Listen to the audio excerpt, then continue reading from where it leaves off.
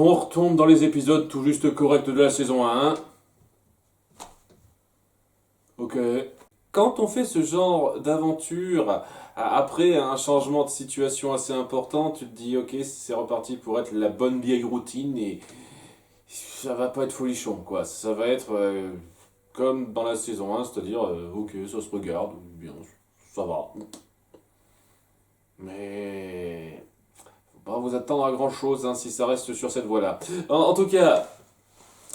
Ça commence sur Cynthia qui est donc reine, qui a certaines obligations à remplir, mais elle est plus intéressée par lancer des missions pour avoir de quoi se battre contre la Horde, en plus des protocoles à la con qui l'emmerdent. Ah oui, il appuie bien ça. Et donc, la première chose qu'elle fait, c'est lancer une mission, toute excitée, où Adora et compagnie devront retrouver le navire de Mara dans le désert. Donc ils font une petite mission à plusieurs. Ce coup-ci, c'est pas seulement nos trois persos habituels. Et justement, d'ailleurs, on n'aura pas Cynthia. Ce qui aurait pu être un bien si on n'avait pas appuyé le personnage régulièrement au fil de l'épisode. J'en parlerai de ça. Mais oui, va y avoir donc Flèche d'Or et Adora, évidemment. Shastara, puisqu'elle connaît le désert cramoisi. Et Jasmine, qui utiliserait ses pouvoirs pour manipuler les plantes du coin pour permettre de bien déplacer le navire comme il faut. Et ça va être cette expédition-là qui va se lancer avec le ton habituel que je trouve sans intérêt, qui n'aide pas une seule seconde à rendre un tant soit peu intéressant ou complexe les personnages, du genre Shastara et Adora qui veulent faire une petite compétition de qui a le plus de tripes. Ouais, moi je suis encore super forte, t'as vu, je peux être aussi débrouillarde que toi, ce genre de conneries. C'est pas drôle, ce genre de truc, je trouve pas ça intéressant. Et ça n'aide pas une seule microseconde à appuyer une mentalité poussée chez les personnages.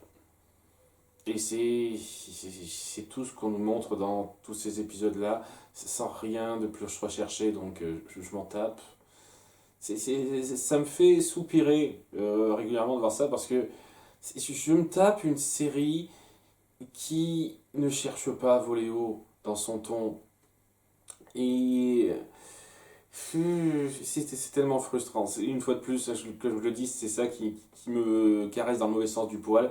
Parce qu'on pourrait faire la même chose, le même genre de scénario, avec des personnages complexes, chez lesquels on appuierait des moments sérieux sans partir dans les petits délires plats comme j'en ai vu des tas avant, à la teenager une fois de plus. Comme ça, ce serait mille fois mieux. Mais bon, c'est le cas. Enfin bon, voilà, il se déplace dans le désert. Il y a les petites considérations, les petits thèmes liés au personnage dont je vais parler rapidement parce que je trouve pas ça très intéressant et je trouve pas ça appuyé ou illustré de façon particulièrement poussée ou vraiment marquante. D'un côté, nous aurons donc Jasmine qui se sentira mal parce que elle a beaucoup de difficultés à contrôler les cactus. Toutes les autres plantes ça va, mais les cactus, ça va être noir, elle a du mal. Hein, ça accroche pas très bien, donc elle a ce petit dilemme. Et Shastara, elle a cette tendance à voir un peu de haut les autres, qu'elle considère comme faibles parce qu'ils ont été influencés par l'ambiance de Bright Moon, où tout est calme, tout est joli, tout est gentil, on se fait confiance facilement. Et pour elle, c'est pas comme ça que ça marche. Et on essaiera de faire une espèce de truc filé avec le fait qu'elle accuse Adora d'être un peu faible par sa relation par l'influence de Bright Moon, et elle qu'on accusera d'être faible lorsqu'elle fera confiance un peu plus tard à une connaissance de façon un petit peu trop facile. Elles apprendront l'une comme l'autre dans cette péripétie que, oui, en faisant un peu plus confiance, en apprenant à plus connaître cet univers qu'elle n'a pas l'habitude de côtoyer, elle peut arriver à maîtriser son pouvoir et se montrera encore plus forte, Jasmine. Shastara qui apprendra à mieux la respecter parce que bon, elle la voyait un petit peu de haut au début et qui apprendra qu'elle doit aussi reconnaître que son séjour à Bright Moon lui a apporté une certaine vision différente des choses et qu'elle doit la faire partager sans oublier d'où elle vient. Donc qu'elle devra rester dans le coin pour arranger un petit peu la situation et peut-être rallier ça à l'Alliance. Et ça sent un petit peu la participation de dernière minute dans le combat de fin, quoi. Genre, je vais rester m'occuper de ça. À la fin, lorsqu'il y aura un grand combat général, eh ben, il y aura Shastara et une partie du peuple du désert qui viendront un peu aider. Histoire de dire, ah, j'ai fait mon boulot hors champ. Ça va être ça. Hein. C'est fait acceptablement, sans rien pour rendre ça marquant une fois de plus. Donc, voilà, je vous fais le topo global, le déroulé, il est comme suit. Donc, en se rendant dans le désert, à l'endroit où il y a le navire de Mara, ils se rendent compte qu'il n'est plus là.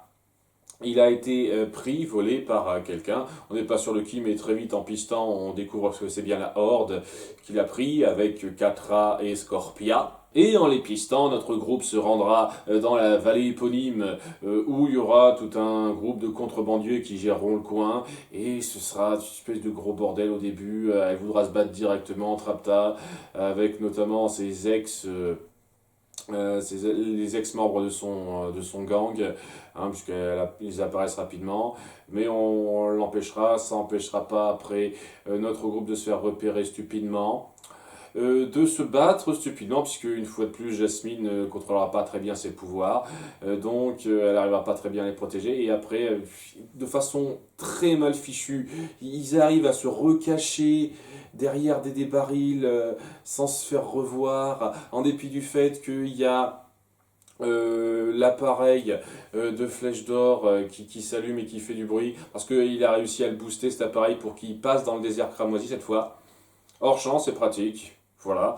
Et ouais, quoi, on va d'un coin à l'autre, on va le dingue, et puis à la fin on se dit, tiens, on sait où est le vaisseau, on va l'attaquer. Jasmine finit par avoir enfin le courage, après un petit discours d'encouragement basique, comme on en voit des tonnes, face à ces cactus, puis elle se rendra compte, mais il y a des racines en dessous, ah, je peux manipuler ces racines facilement, et puis voilà, je suis super fort, je sais utiliser mes pouvoirs, et ils arriveront à se défaire des soldats et à prendre le bateau.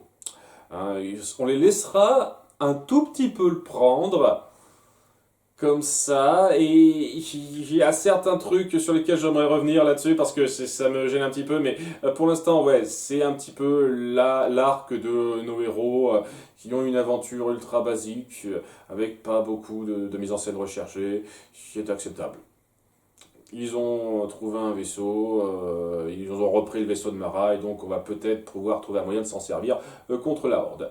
Hein, et pendant ce temps-là, il y aura quelques interventions régulières de Scintilla, comme j'en ai parlé, qui se dira, ah, qu'est-ce que vous faites en ce moment? Ah, je suis trop excité, ça m'ennuie, les devoirs de reine. Ah, vous faites des trucs, vous vous battez contre des gens, c'est trop cool, j'adorerais être là. Et à la fin, elle dit, ah, tiens, j'en ai marre de ces protocoles, allez, je me téléporte vers vous. Et à la fin, lorsqu'elle voudra se téléporter vers eux, elle se sera téléportée pour rien, puisqu'elle sera arrivée, puis juste après la bataille, elle se dira, oh merde, oh, je suis toujours une grosse gamine. Hein. Malheureusement, elle donne pas une seule seconde l'impression d'avoir grandi de son expérience dans les épisodes précédents. J'aurais cru, hein, j'avais un petit peu espéré, malgré les problèmes que j'avais avec l'épisode 1, qu'elle ait grandi de ça, qu'elle se montre vraiment responsable et qu'elle saute pas sur tout excitée comme une puce, mais oui, c'est le même principe au bout du compte. Nos personnages stagnent mentalement. Et en dépit des coups durs qui leur sont arrivés par le passé proche, il n'y a aucune impression que ça les a affectés de façon forte, poussée pour la suite. C'est les mêmes gimmicks, les mêmes comportements très ados. Pas plus intéressant que ça. Youptidou. Et si j'appuie ça, c'est que j'ai pas parlé de tout le petit truc en parallèle avec Catra. Avant de faire ça, il faut que je parle d'un truc, enfin c'est un petit mea culpa sur Shastara, puisque la première fois qu'on avait introduit le personnage, j'ai mal compris un truc qu'elle a dit lorsqu'elle disait qu'elle était la princesse du désert. Moi, je croyais que c'était vraiment un titre précis, mais en fait, c'est juste un titre qu'elle s'est donné comme ça. Elle n'est pas princesse techniquement. Si j'appuie ça, c'est que, bon, je tiens à m'excuser, je fais pas gaffe à tous les détails, des fois je comprends mal certaines choses, faut pas hésiter à me reprendre en commentaire à ce niveau-là, hein, je sais reconnaître quand j'ai un peu tort, même si je tiens quand même à dire que c'est pas très souvent pour des trucs super graves, hein. Voilà, et que Shastara soit une princesse réelle ou pas, ça changeait quoi à l'arc du personnage jusqu'à présent? Pas grand chose. Enfin bref, si j'appointe ça, c'est que dans un sens, je reconnais que ça aide à rendre la notion de princesse plus logique.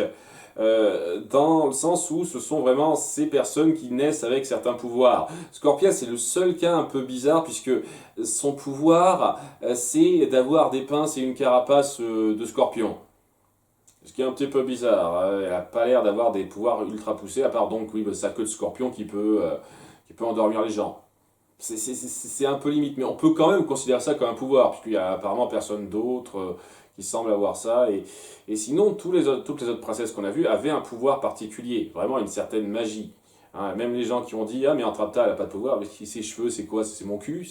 Oui, elle a un pouvoir magique, Entrapta. Il y a une personne en commentaire qui a dit ça, elle n'a pas de pouvoir, Entrapta. Si. Oui, elle est super douée avec les engins, les machines, mais elle a quand même un pouvoir magique, techniquement. Hein. Il n'est pas aussi clinquant que Jasmine ou Sirena, mais c'est un pouvoir magique. C'est un détail. C'est juste une personne en plus. Hein. Enfin bon. Le fait est qu'il y a une logique qui va avec ça. Et la raison pour laquelle j'appuie ça, c'est qu'il y a un nouveau personnage qui apparaît qui s'appelle Doublia. Et c'est une caméléon du désert. Hein, qui se présente à Catra et Scorpia en faisant bien une bonne impression puisqu'elle prend leur forme rapidement en disant je veux bosser pour vous parce que je sens que ça serait très lucratif pour moi. Et je me pose une question toute bête, est-ce que c'est une princesse en secret ou un truc comme ça? Parce qu'il y a un pouvoir aussi cheaté que le fait de pouvoir se transformer en qui on veut et aussi de le camper. Ce gars-là ou cette fille-là avec beaucoup de justesse parce que c'est plus que juste prendre la forme de quelqu'un. Elle sait avoir le maniérisme de la personne et se battre à peu près comme cette personne-là. On va l'appuyer dans cet épisode. Elle a un pouvoir qui est quand même assez fortiche. J'ai tendance à penser que c'est une princesse. Parce que si n'importe quel Pékin peut naître avec des pouvoirs aussi puissants que ça... ouais, c'est un univers très yalla, quoi, on balance ce qu'on veut. Alors que si c'est une princesse, il y aurait une logique. Une princesse qui ne le reconnaît pas ou qui a été reniée ou une connerie comme ça pourrait être intéressant. J'appuie ça. J'ose espérer que ça partira sur le principe que c'est une princesse. Peut-être sans le savoir, hein, peut-être que c'est quelque chose qui lui a été caché, mais ce serait cool de partir dessus, parce que ce serait pas logique pour moi sinon, je vous cache pas. Je tiens à le dire, hein, enfin, ce serait pas logique, ça enlèverait une bonne logique à l'histoire, c'est-à-dire que l'univers crée des êtres au pouvoir un peu surnaturel, et ces êtres-là, on les considère comme des princesses du pouvoir. Et pour l'instant, il y a une certaine logique, hein, si on compte pas Shastara dans le lot. Mais s'il y a n'importe quel Pékin qui n'est pas une princesse du pouvoir, qui peut avoir ce genre de pouvoir magique uber puissant comme ça, eh ben, ça devient un univers très maillotche, quoi. Et j'ose espérer que c'est pas le cas. J'ose espérer qu'il y aura une révélation comme quoi ce sera une princesse oubliée ou d'une quelconque façon. Voilà, bref, comme par hasard, ce personnage qui sort de nulle part et qui est ultra cheaté se dit « Tiens, je veux participer à votre quête pour le fric. » Et Catra se dit « Ok, tu es sûr que tu as toutes ces capacités-là et... Ok, je vais te tester. » Et elle la teste en la faisant combattre Adora à sa place en acceptant de lâcher le bateau presque. Mais genre, ouais, elle savait que les rebelles allaient attaquer, hein, elle a eu vent de ça parce qu'on a signalé leur présence et ils n'ont pas été discrets. Et donc elle s'est dit, tiens, tu vas prendre ma place, je vais te tester pour voir si on croira que c'est moi. Et c'est le cas. hein, il y aura une scène de combat entre Adora et fausse Catra, hein, Catra d'Oublia, et problème.